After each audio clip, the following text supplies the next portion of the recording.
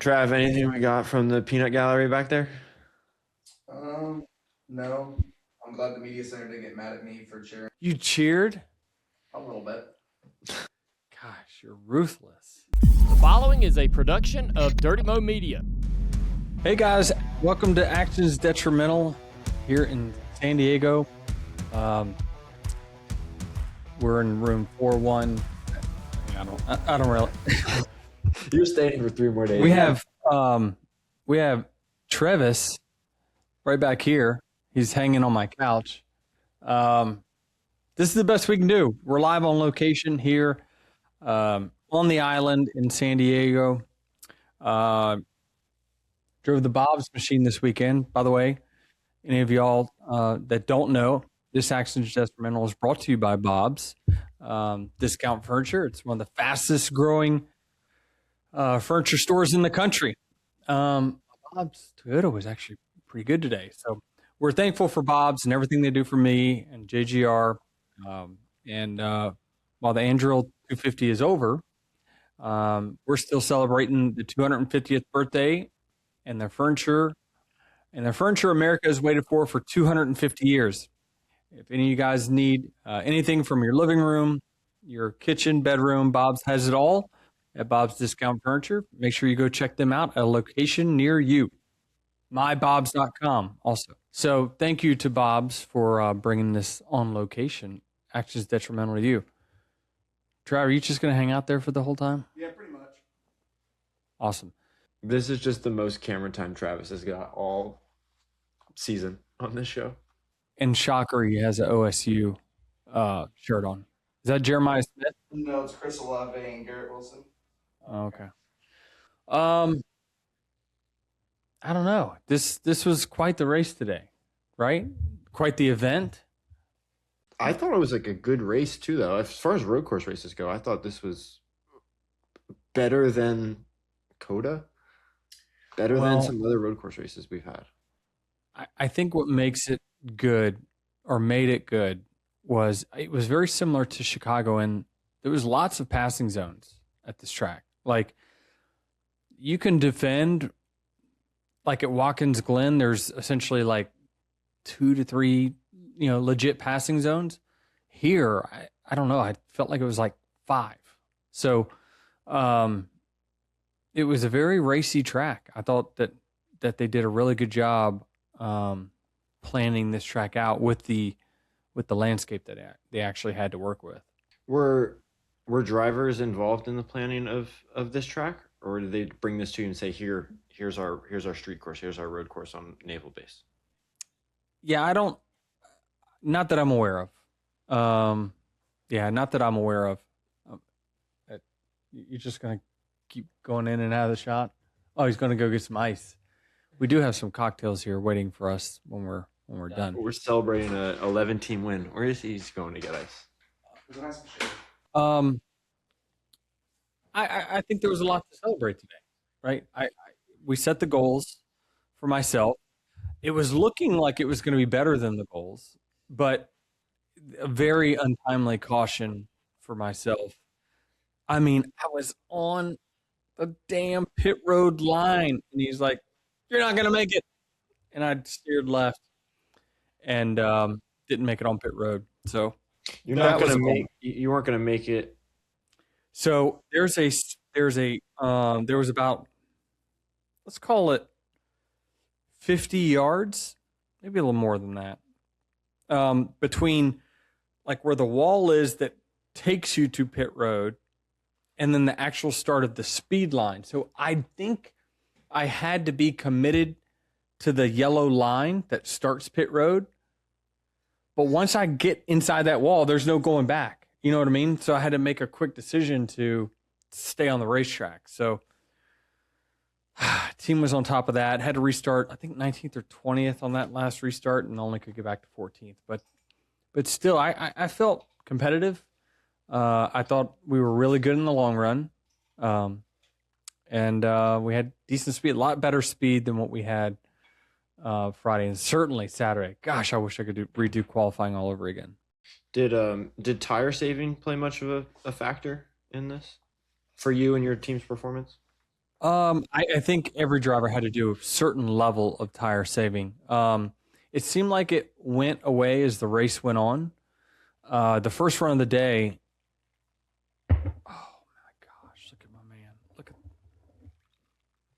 not coffee.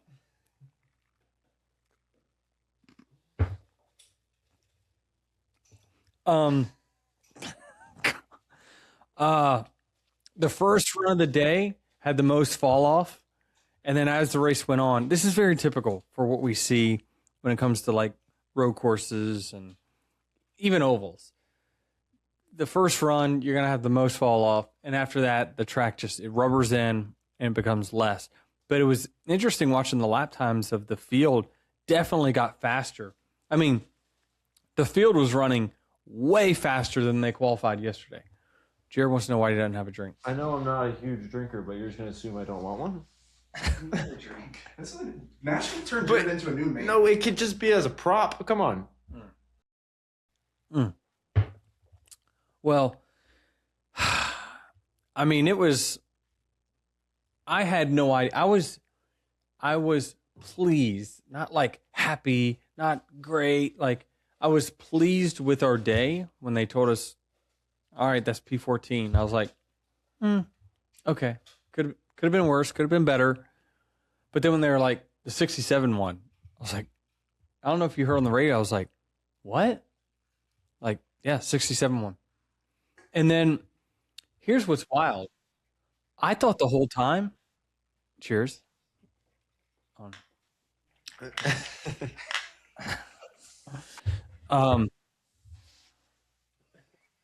You idiot.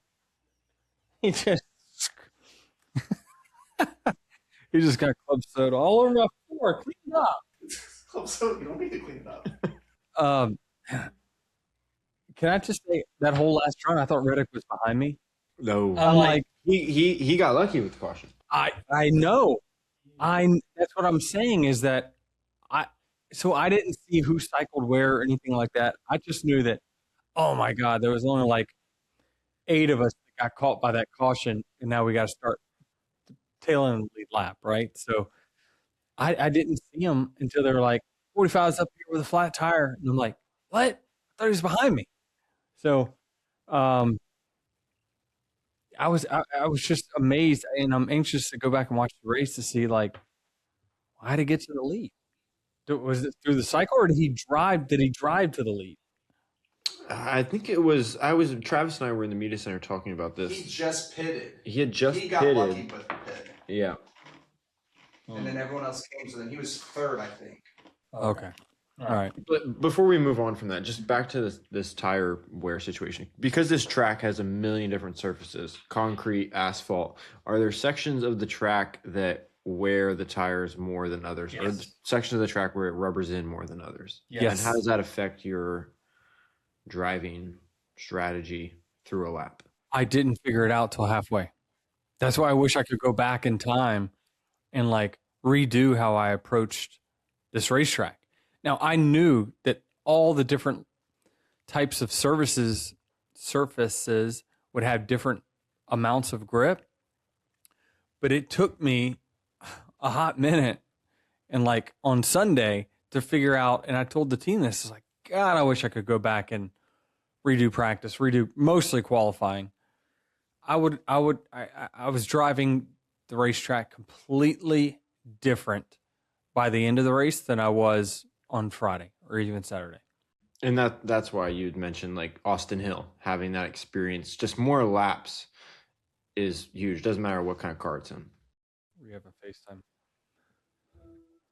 Hey man, yeah, we're live right now. Someone wants to talk to you. Who is it? Put the light on. Yeah, dog.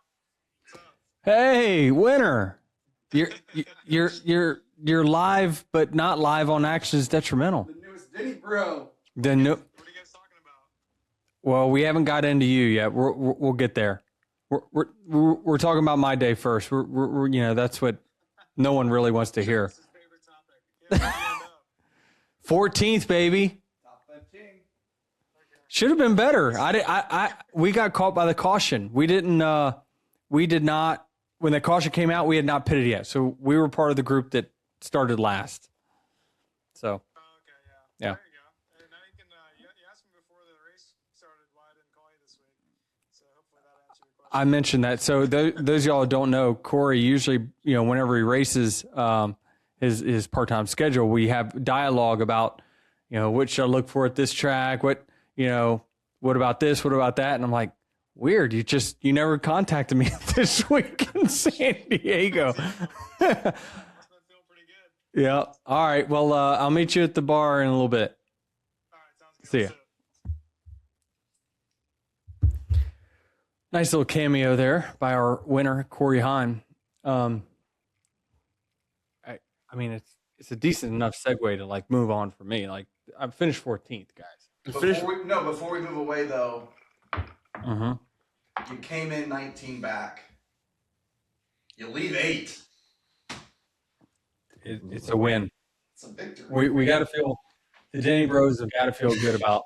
The amount of Denny Bros shout outs this weekend in San Diego walking through the fan zone. Denny Bros! Denny Bros! Really? Denny Bros! Oh, it's a movement.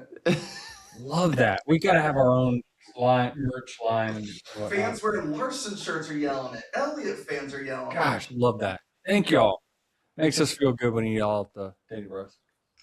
Okay, so Corey Heim, you didn't see this, but he was racing Reddick for the win for. Yep. I mean, all 2311 racing cars were up there. Bubba they were 1, 2, 3 Yep. late in this race.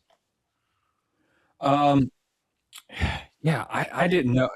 I got to go back and watch. Right out. I only saw it from my little cocoon. But I tried to catch as many highlights as I could. I mean, I guess Tyler and Corey pulled away from the field. Right.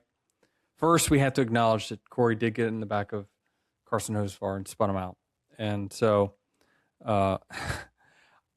interesting enough, Carson Hocevar texted me right after the race, says, "Hey, can you send me Corey's number?" And I thought, "Oh, that's nice. I mean, he wants to congratulate him." I had no idea. I had no idea that he had spun him out. So, sorry, Corey. I shared your number. But is that just like it probably wasn't intentional? But is that just like coming around? Is that just like just so happens that this comes around? I mean, who? I don't know. I'm 19 spots behind it, so I don't know. It looked like Corey just made a mistake there. Obviously, at that second tire, so that's new pavement over there, and so you got to try to get a good launch off of that. And the closer you can cut that second barrel, the better off. And it just looked like he tried to get a run on Carson and just misjudged it, spun him out. I mean, that's my quick analysis from watching a highlight. Yeah. So then he and Reddick pull away from the pack. They go up 10 seconds on the 23 car, and he and Reddick battle for this race win. Yeah, I mean, it was great. But I mean, Corey was keeping Tyler honest. When I say honest, like he was pushing him, and I don't know if he pushed him into a mistake or not. But I mean, it looked like he showed his nose. Tyler missed the apex. Next thing you know, the 67's beside you. You're racing now, and what it sounded like from Tyler is that he felt like, he didn't touch me at all when he went around me, and it speaks a lot to Tyler's character that like he's willing to just say, nope, I'm not going to take the lead that way. Now, if it was anyone else, not a teammate, I mean, even me, there's more than likely he was just kept on trucking. But I think that, he felt like he did Corey wrong and knocked him, he ran him wide. First, he ran him wide in turn 4. Corey was kind of up in the smuts up there. And then he ran him up in turn 5 in the stuff. And then you can see that he just checks up and lets Corey have the spot at that point. I still don't know how he cut a tire, though. Do you know how he cut a tire? I don't know how he cut a tire. I imagine just battling with Corey, I thought he might right? have tagged the wall at some point, but I'm not sure. I mean, the tire's not going down naturally with that amount of laps, right? No, no, you either run over something or you hit something. That's pretty much the two ways. Or a flat spot, but it didn't sound like flat spotting was a issue. So Corey Heim and his how many starts is this? 13? Wow, I can't believe he's running 13. Gets his first win. Pretty incredible. I mean, we were talking, not we, but NASCAR talking heads were just saying a handful of weeks ago after you guys announced this deal, he'd be full-time next year. Oh, there's no way that Corey needs 100 starts to get his first win once he gets in this car full-time. He's not even full-time yet, and he's a race winner. That 100 starts thing is for losers.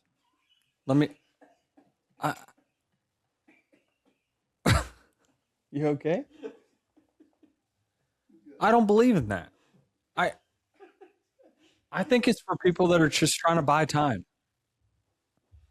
I'm sorry. I know it's probably an unpopular opinion. Go ahead, y'all roast me. I don't care. I'm drinking my coffee.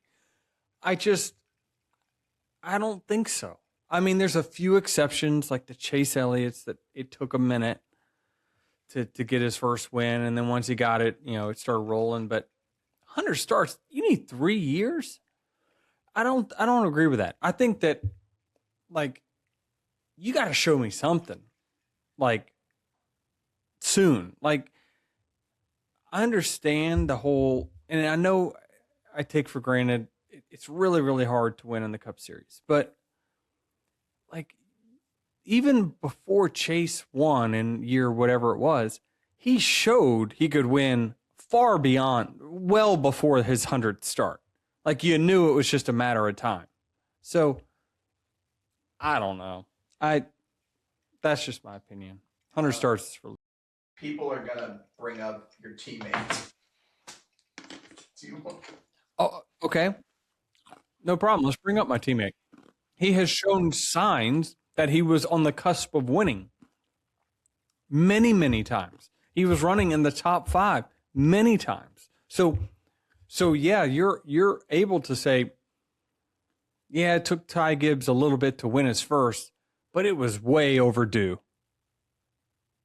Others, I feel like, are using it as, I just don't have a whole lot of experience, and by start 100, we're going to start contending. I don't buy into that. So, but that's my philosophy, and it's right or wrong, but we just had a part-time car and driver win. So why did you react the way you did when you were told that Corey won then? Like, you did sound a little surprised, but also now the way you're talking here, it doesn't sound like you're surprised he won at all. I'm not surprised here because Booty Barker, shout out to Booty, he mentioned in his post-race that, yeah, I feel like we could have won Nashville. I'm thinking about it, I was like, he's right. Corey I won Nashville. I don't think it was any secret. I had probably the 3rd to 4th best car. Corey was way faster than I was at Nashville. He blew by me on restarts. He had really good pace. And so, like, that's all I need to see. So I knew it was just a matter of time. Now, did I think it was going to happen here? Absolutely not. But I did race around him enough today to see he's got phenomenal speed. So, I was surprised, but not, because I didn't know where anyone cycled out. Again, when I'm restarting, hey, you're restarting, your number's 10. Well, that means I'm starting 20th. I can't see the front. I have no idea who cycled to the front when that caution came out. So I didn't know where any of like I just said, I thought Reddick was behind me the whole time. So I didn't know who was leading. Like, even from the driver's standpoint, like, there's very few video boards that, like, we can check to see lap and position. There's no big scoreboard pylon up there, obviously. So it was a surprise to me when they said 67. I was like, whoa, wow. but I'm not surprised based off of the pace. And when you look at the lap times, dude was a rocket. So now what? I mean, when's his next start? Is it bad? I don't know. I don't know. It's been publicized. Let me ask this. How good is the equipment that Corey's in as the fourth 2311 car? That I'm curious of. Are you guys have a developmental pit crew on that team? Where the crew guys come from? The guys working on the car. Yeah, I mean this is what Dave Rogers and his team does over there. Is they put the best part-time team together that they possibly can. It is a mix of young and old, right? You got Booty Barker with tons of experience there as a crew chief. You got some young engineers that some are new to the sport, some not, but pit crew. These are part of our pit crew development guys that hope to make it into the onto the top 3 cars, obviously one day. So this is the odds are stacked against him every time he comes to the racetrack. First, obviously, the metric's going to have him going out first every time on the ovals, which is a massive disadvantage. I actually saw, I love using Bosey's as a great example, but he does a really good job of hearing topics that we bring up and then showing data to prove it or disprove it. But he was like, Corey Heim is the tops of the list that beats his projected started position. When you go out first, you're probably going to qualify about 30th at best, and he doesn't. He qualifies quite a bit better than that. So, I think that the odds are stacked against, no doubt about it. I mean, he's still working on. You got to gain respect from your competitors, and I think it's very easy for the Cup field to bully you when you're young and inexperienced. But I also think the Cup field respects him a lot. When I watch, I think they respect him a lot and are not treating him like a rookie kid. Now, there are others that don't get that treatment. That is factual. But for whatever reason, I think he has the respect of the Cup garage. And I saw Ryan Blaney after the race. Parked next to you. I was walking by, and he was like, "That kid's gonna be a problem." I was like, "Yep, no doubt about it." MJ's my young killer. That's right. So you think that he now hits the ground running next year? Because there's going to be a little bit of a change, right? He's mentioned that he has a little bit of advantage with these tracks because he can spend weeks preparing for them and then weeks debriefing on them. That is the advantage, right? It's not just a bunch of disadvantages that they have when they come run. They do get to spend weeks and weeks to prepare for the events that they are going to run. So, more time for Corey to study things and look at notes. And again, he probably talks to all of his teammates about, what he should be looking for. And the objective this year has always been, and I know it was not popular with social media, but it was like, we had 3 drivers and, we had 4 drivers. We had only 3 spots. And it's tough because, when we signed Corey to a development deal, it was, the charter agreement was under negotiation. And we didn't know that we were only going to be limited to 3 charters going forward. So we hired 4 drivers. And when they changed it and you heard the testimony from Jim France, and he was like, yeah, I did Hendrick and Gibbs a favor. And by grandfathering them in, and everyone else is just going to be 3 from here on out. And it was like, oh, wow. Well, maybe we can level the playing field one day. But it's unfortunate because while we're really high and we're talking really high about Corey, I mean, Riley's doing what we hoped and expected, right? He's running considerably better than what he was last year. And, hopefully, he has an opportunity come his way next year where he can go out there and still show that he can do it, because I'm on the racetrack with him, people. So trust me when I say he is considerably better than what he was last year and deserves to be racing on Sundays. Riley Herbst finished 8th today. So top 10 for Riley. And it was, I think with a few laps to go, it was a little better than that. Yeah, but he was in the top 5. I have a question, Dave. Are you okay with Reddick just giving back the spot? 'Cause I don't like it, I'll be honest. I think it is a very Tyler Reddick move. I think that's his character in a nutshell. If I have to give you my honest opinion, 99% of the field would just say, I'll apologize later. But that's who Tyler Reddick is, and he wants to race fair. And, I think when Corey was behind him and Corey chose not to touch him, he felt the need to pay that back. And I think what he felt as though, and again, I'm trying to play psychologist here, but you know what? If I'm good enough to win, I'll just pass him back. You got a rookie here that has only got a few races. Surely if I can just put pressure on him, maybe he'll make a mistake, and I'm just going to get him back eventually. So I'm going to give it up. He was ahead of me before I did him dirty. So I'm going to put him back where he was, where he belonged. And it's interesting. Things like that happen throughout the field all the time. The people don't know it, and the TV doesn't tell the entire picture. Like Michael McDowell came over to me after the race. He's like, God, man, I hate I put you in that bad spot in turn 5. He's like, I hope you saw that. Two corners later, gave me the spot right back.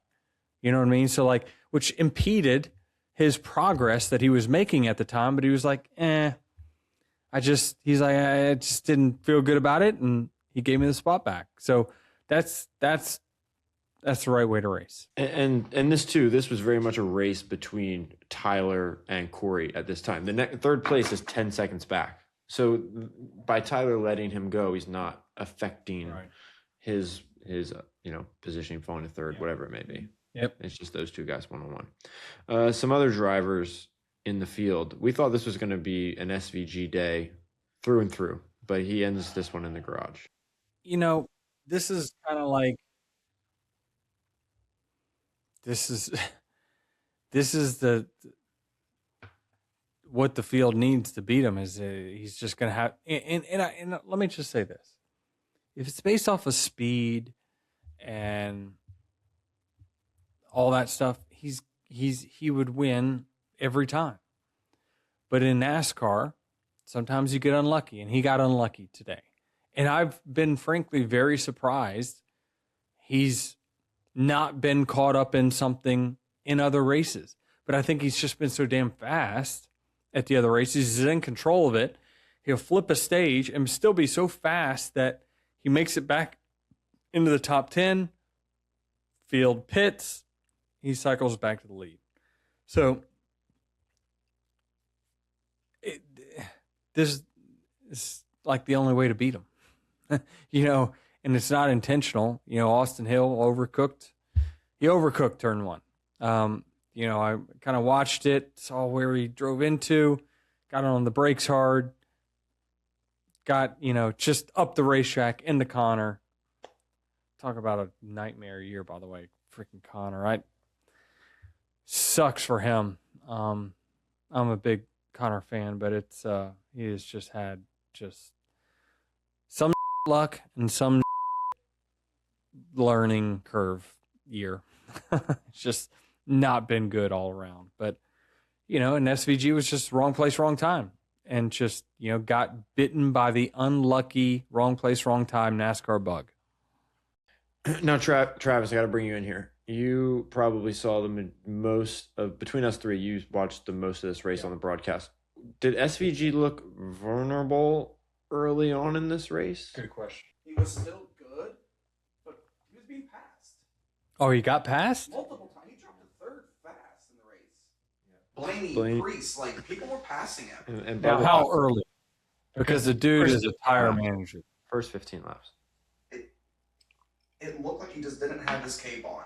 Like, was it the first 2 or 3 laps? Is my question. No, first 15 laps he dropped 2 to 3 Oh, positions. well then, okay. So if you got past in the first 2 or 3, I would have said, oh, he's just managing. He's getting the managing his tires. He knows they're going to wear out. But if you got past late in a run, that is unique. That is something new, no doubt. So, and we've seen him vulnerable on other road courses before, like Coda, right? I mean, Reddick beat him straight up there.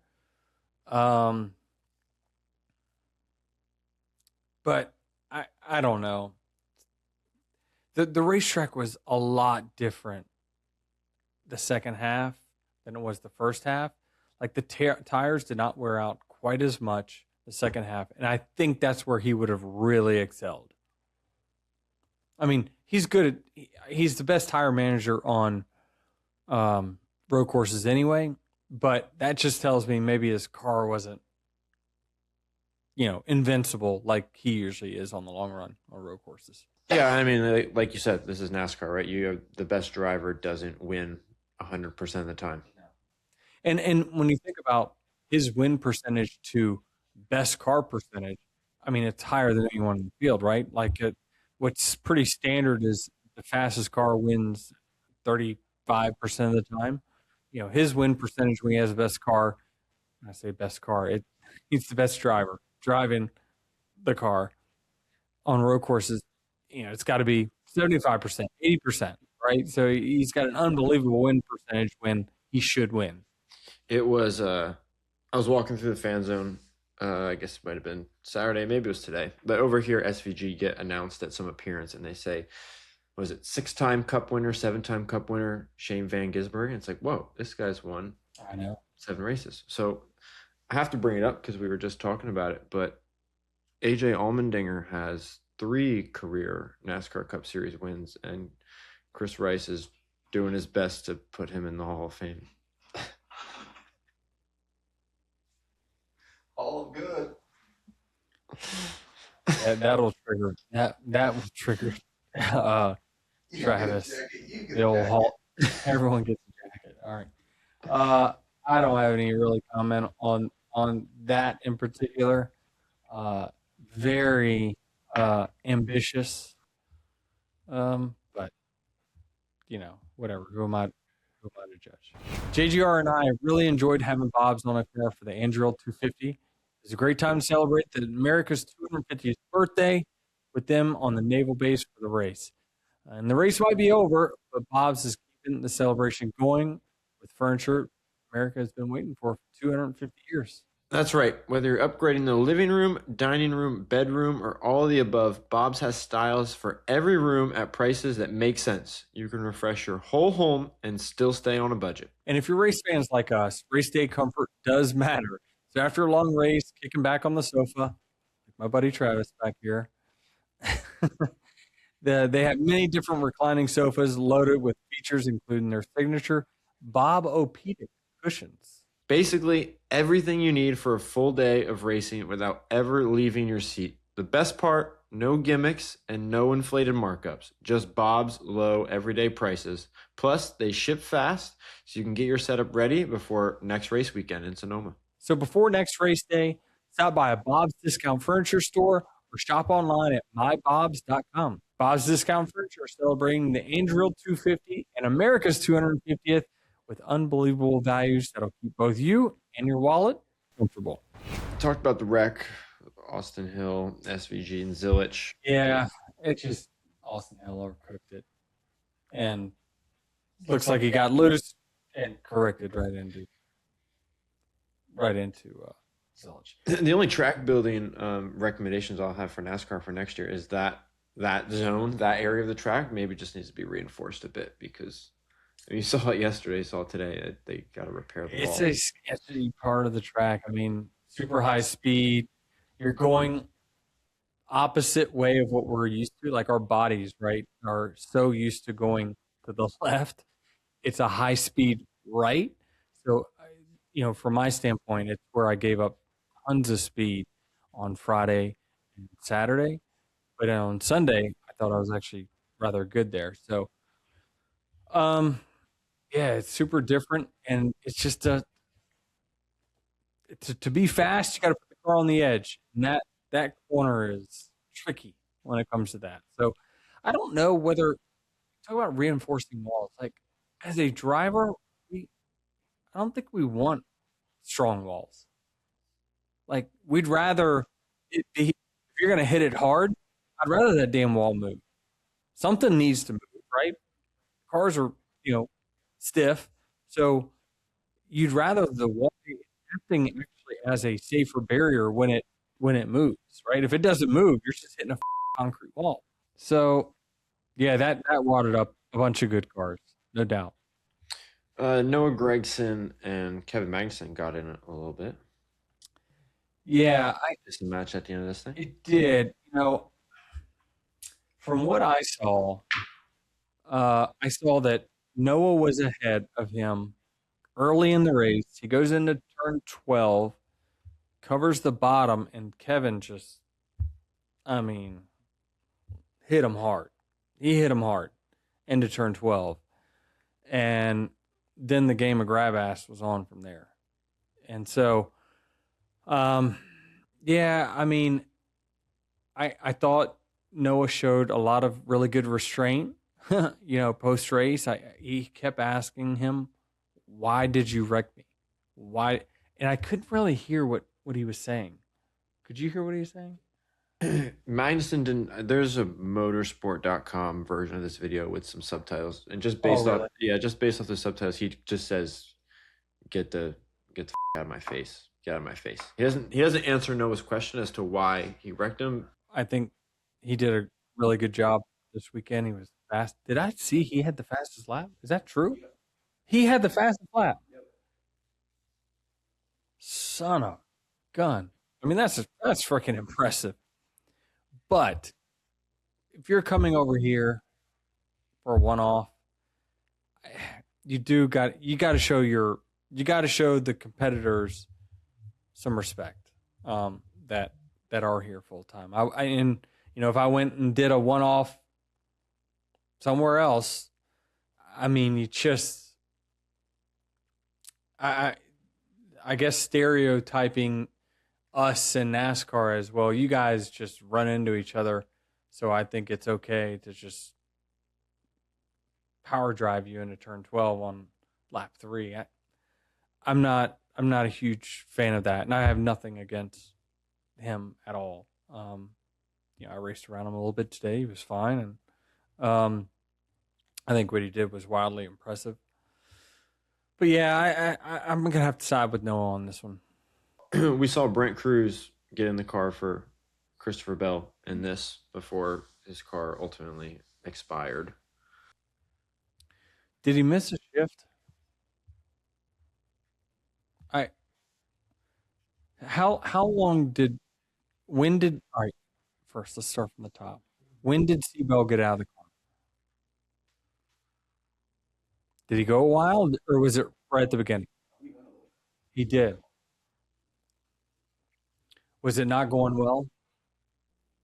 Every time he passed by, During stage 1, he took over. Yeah, every time Seabell passed by me while I was doing laps around this track by foot, he was at the tail end of the field. Yeah, the asking him with a broken wrist to take this track on, as bumpy as it is, you got to hold the wheel, you got to shift. You've got no support, right? I knew this was going to be a really tall task for him to try to compete, at least at a high level. It was going to be really hard to do. And so getting out, I think, was the right thing, no question about it. But so to Brent get a decent sample size? How is he doing? It wasn't that long, and then he had the engine. Yeah, handful of laps. Brent said he was going through the gears and it just broke. I'm not really sure. I'm gonna have to have Adam Stevens look over it and myself to figure out if it was something I did or just a freak accident. So there might have been updates to this since the end of this race, but that was the post engine quotes. All right.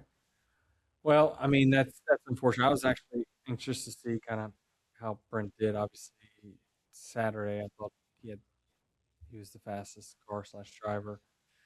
Didn't work out there, but he put quite a bit of time in over the week, preparing and just in case. And I can tell you firsthand that going from the old H pattern to the sequential shifter is it's a learning curve. I blew up my car at Las Vegas first year next gen. Even guys who win 64 career races miss shifts and blow up their car. I'm not saying that's what happened. I don't know, but it can happen, no question about it. So, Bubba Wallace battles back from a loose wheel. He was really fast at the beginning of this race. He looked like a real road course racer. Yeah, drove straight from 12th or 13th. Is that where he started? 12th. Right to P2. Is that correct? He drove to the lead. Drove to the lead. Travis did I have that wrong? He drove to the lead. I'm 99% sure. Anyway, he's up front. I mean, yeah, that's impressive stuff. And then I was behind him when the tire fell off, and right away I'm thinking, oh crap, well, that's 2 laps. Damaged the splitter. Yeah, I mean, that's pretty impressive. And so, it's the ride with Bubba is, she has some swells and that roller coaster goes up and down, right? But this is one that, while you maybe think that, man, I could have won if things would have played out correctly. You're probably right. But you still got to be really happy with the day if you're him and his team about the resilience of overcoming adversity. And that's what 90% of NASCAR is about, is that the race freaking never plays out the way you think it's going to. And then to go to a road course, something that for a while was not his forte by any means, to, be the best qualifying 2311 car, probably the best Toyota. Come back for 2 laps, drive through the field, you drive to the lead, then you have the tire, you drive back to the front. It's like really, really impressive, and it's something that you gotta take your wins when you get them. And sometimes the wins aren't actually carrying the trophy. It's like, man, I'm proud of myself for how far I've come on road courses. I was a legit contender today. I can't wait to get to Sonoma. You know what I mean? That's the only way, because, oh my gosh, Mike Ford told me my rookie year, Denny, if winning is the only thing that brings you happiness, you're going to be one miserable a-hole. And he's like, you got to find little wins. You have to set goals. You have to understand that,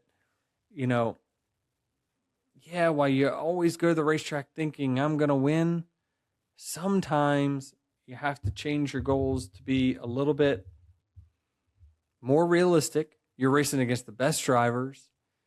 And this is one where I just see, for Bubba Wallace and that 23 team, they ought to pat themselves on the back of just the resilience and just the skill set that Bubba has gained on these types of racetracks.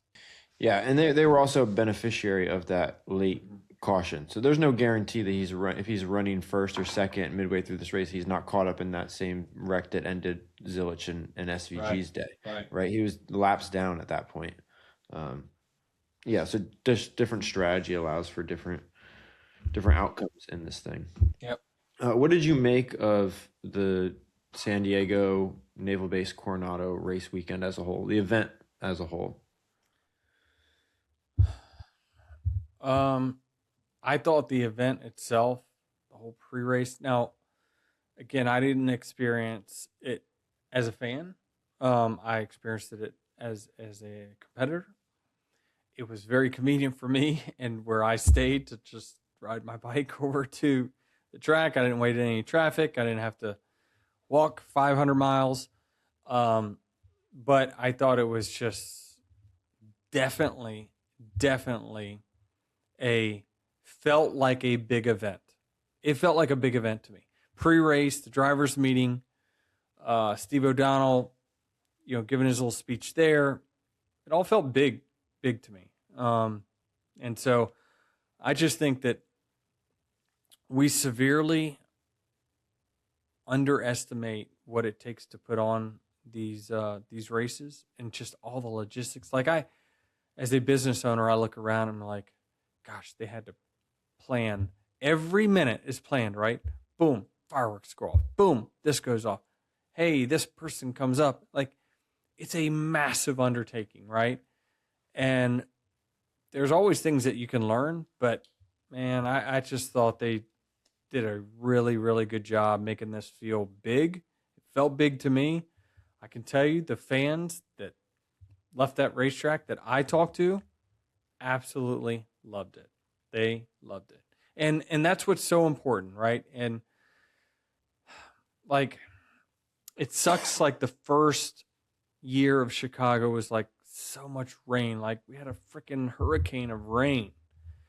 And because the number one, like if you're going to put on an event like this, where 60-some% or 70% of your fans that have tickets are first-time attendees, you have got to make the experience over the top better for them to where that's the whole point of coming here, is that you're introducing the sport to people that have not gotten to see it before. So you want to make the fan experience the absolute top tier. And so I understand Jeff Gluck, tweeted some things on Saturday about, how far the walks were and, that not enough concessions and the merchandise was low and whatever, right? It sounded like Ben Kennedy and his team made adjustments overnight to get more food out there. You're landlocked a little bit with the layout of where your parking is, where the track is. Like, you can only do so much. But I know it is absolutely their priority. But if I own NASCAR, if I'm going to do these events, I have got to make the fan experience like so good, better than it is for the other 35 events, because I'm trying to get them to the other 35 events. So this is the one you have to focus on, fan experience, absolutely number one. I think from my perspective, I thought they crushed that. The midway was incredible. The midway on Friday, before this event was open to the full-on public, was packed. It was great to see. And NASCAR and the Navy did a good job throughout the weekend, like pulling back the restrictions a little bit. Right when we got here, we needed a QR code and to pick up a D-bids, whatever. Slowly, hard card users didn't need that, and then by Sunday, anyone with a credential was good to go. Yep. I can't sing their praises enough, and it's not me kissing their rear hinds. Sorry, I'm helping you with the language there, Trav. It's not what I would say. But I know that this is a massive undertaking, and I think they just did an amazing job. Now, I'm sure they have a book of notes to got to improve this, got to improve that, but well done. That's all we can say. Yeah, people are already asking if they come back. I don't know if they necessarily need to come back, but I think this is like the first time in the last 4 years where one of NASCAR's experiments looked like it went off without a hitch, right? The first Chicago race was impeded by that monsoon, and then it was just never the same for years 2 and 3. This one, 75 degrees and sunny for all 3 days, is best you can ask for. Absolutely.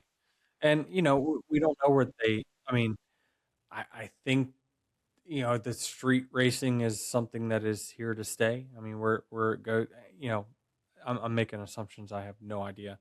But, I hear it's part of, Amazon Prime's contract. So, yeah, I mean, I don't know. We went to Chicago. I thought great success. Well done. Went here.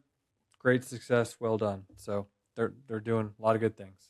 I'm curious, where do you think the challenge of designing a street course plays into how difficult it is to like have one of these events go off well? Like, you got fan experience, logistics. That's got to be number one.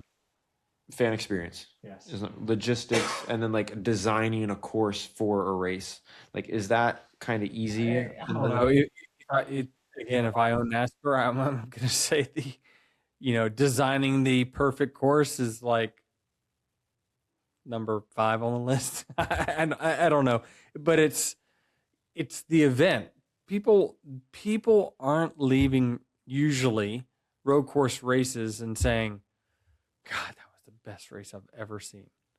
They're going there to socialize and see something they've never seen before. They want to hear the cars roaring by. Like, that's what the new fans care about. So I just think that, if I'm just trying to think, the course is really big. Why it was pretty big? Because it had to fit everyone's parking inside of it and the garages and all the other stuff, right? So that's probably why the course was so big, is that you got to, there ain't like outside parking. So they got this big tarmac where they're parking all the vehicles, and it sounded like 120,000 is what I'm hearing. That's great. Did you get a chance to check out any of the O'Reilly or truck race Friday, Saturday? Mm-hmm. Watched on TV like everybody else did. So Yep. Lane Riggs went out on Friday. Yeah, I mean, great battle with him and Honeycutt, and I think it was apparent that Riggs just was a little bit faster. Honeycutt was faster to start practice and qualifying, things like that. But over the long run, it just seemed like Riggs was the guy to beat, and he took it home. Great job, by the way. It's just a short tracker, right? So I always like seeing those asphalt late model guys win races. Austin Hill on Saturday. I thought Austin Hill was wildly impressive with that Saturday race, and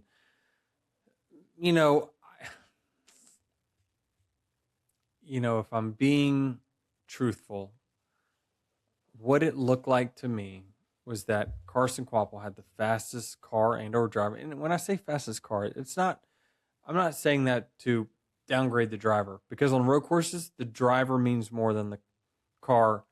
On ovals, the car plays a bigger factor in your finishing position. So when I say fastest car, I'm talking about the driver as well. I thought Carson should have won the race. I think he got conservative when he got to the lead, which that's the hardest. I've been telling you guys, it's hard, especially in the O'Reilly series, to be the leader, because you just drove in there, you caught Taylor Gray, you passed him. Now all you're thinking about, I'm telling you, is don't F up.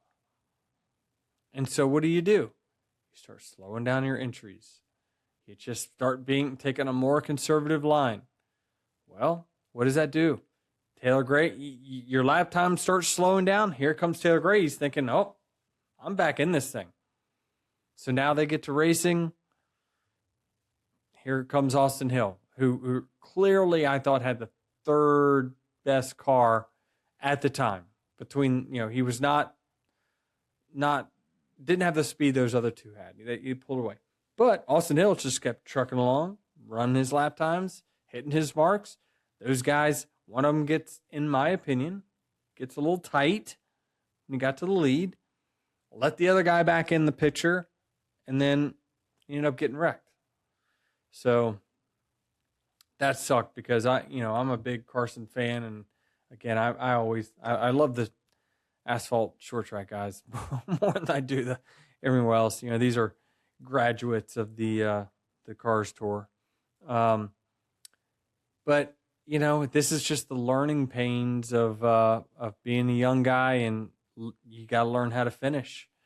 And sometimes, if you remember, and they're different scenarios, but what did I tell you at Michigan, right? I didn't want to let them think they were close enough to make a move. I wanted to step on their throats. As soon as I got the lead, I'm pushing harder. I'm going to let you know that this race is over unless there's the caution. And there's a psychological part of that I don't want to let them think that we're now breaking even on time. Ooh, I beat them by a 10th. Let me go get more. No. And it's very hard to do. But, I feel as though Carson got conservative when he took the lead and let Taylor back in it. And he let him back in it enough to end up getting spun. We head to Sonoma next week. What's your early outlook for that race? Top 15. I mean, if I can leave all the road courses finishing in the top 15, 16, that's enough. This was a big bullet dodged, no doubt about it. We would have met our goal and Tyler would have won. I mean, we're back to 50 points, right? 60 points. So, but yeah, I thought we got lucky to gain on him leaving this racetrack. But that's racing. There's going to be weeks where he finishes ahead of me and he shouldn't have. So, I mean, you were lockstep with him all day though until that last caution. Yes, we were not that different on speed. I can assure you of that. We were a lot different strategies that put us in different spots. When I was around him, we were not that different. Yeah. What's the plans for this week? We talked about kicking the feet up thing, right? I had been grinding so hard over the last couple of months, obviously going to these tracks that I know I've got such a great opportunity at winning, just grinding so hard on them. It's taken some energy out of me. And so, with this whole West Coast 2 road course races, I've just, decided to stay out here for, till Thursday. I'm going to go to the USA World Cup game in LA on Thursday and then go to Sonoma from there. So I'm going to stay out here in San Diego for a few more days and absolutely have no plans. And I love that. So I'm just out here, got to explore a little bit. Me and Charlie probably find a fishing hole somewhere. Although I'm looking around it ain't like they got a bunch of little ponds around here. The bodies of water are big and it seems like you need a boat to bass fish. So I'm not really sure what I'm gonna do, but I'm definitely gonna be feet kicked up for these next couple days. Feet kicked. Guy. It's a pretty nice couch. I might just stay here tonight. No, you're not. This room is not That's suitable. I'm moving back to my room. Okay. Yeah, so Sonoma, I mean, I know it's great. I learned some things today too that I think I can take to Sonoma. So, but the goal remains the same, right? And that's get your top 15s, which, that means for me, staying on the racetrack, don't hit anything, and execute times when we are good. And we feel like we can do that. And if we do that, we keep keep Tyler's lead manageable, then we go racing from there. Look ahead. You look past the corner. You gotta look past the apex. Yeah, you can't just look right there on your hood pins, man. You gotta look up there. Gotta look for the corner. Trav, anything we got from the peanut gallery back there? No. I'm glad the media center didn't get mad at me for cheering. Blew his tire. You cheered? A little bit. Gosh, you're ruthless. Jared said, "Going, relax." I did. I mean, just the I actually have to the Denny Bros chat. Is it? It's probably not like right. It's not like Wow. Yeah, wow. It's tough. It's tough to follow these road course races because everyone's on such different strategy and stuff. And like, I know it's silly, but like, what's her name? Kay. Okay, Adams. Yeah, like I saw on her timeline, she was like, "I love this. I just wish I knew what the hell was going on."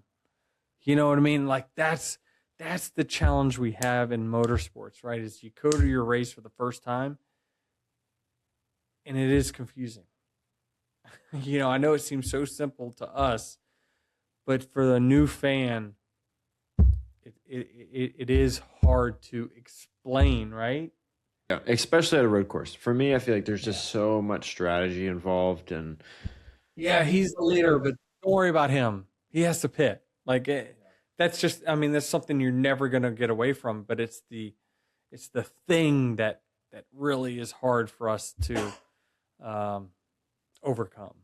Yeah, well, I mean, that's pretty much San Diego. I appreciate you all being so accommodating here on Actions Detrimental on location. But thank you to Bob's for making that possible.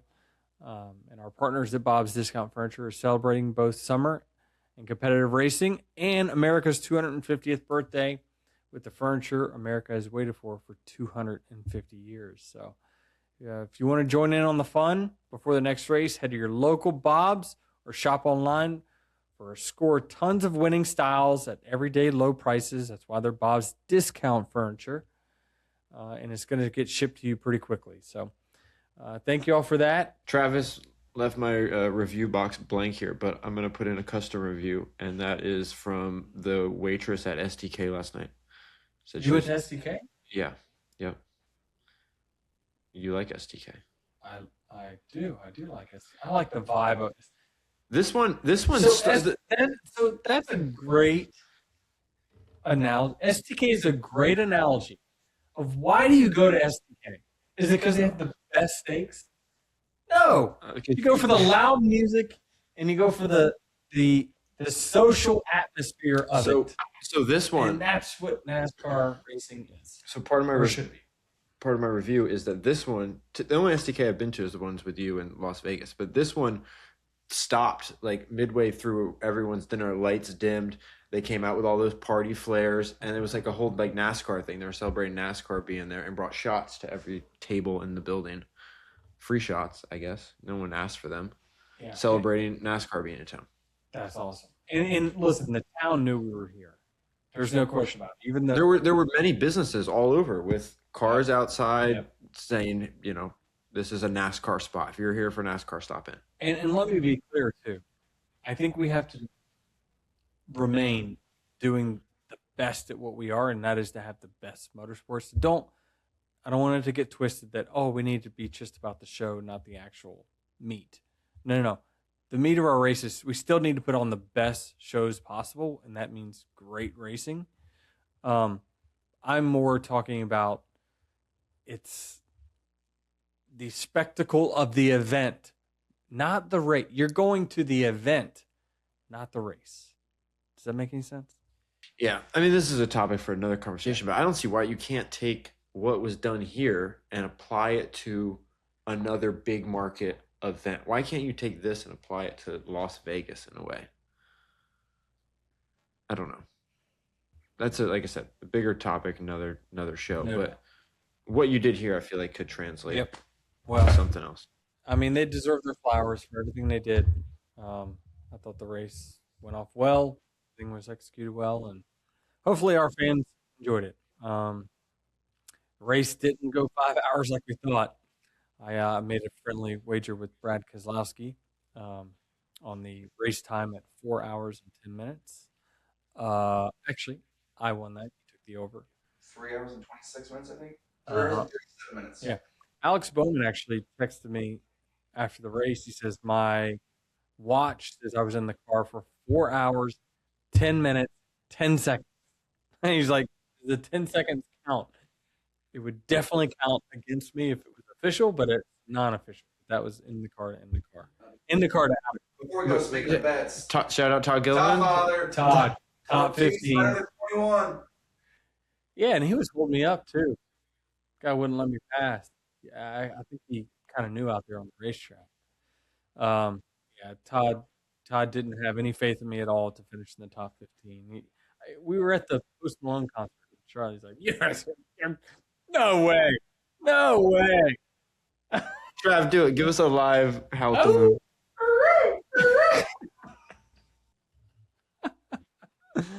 All right, time for more coffee. We'll see y'all later.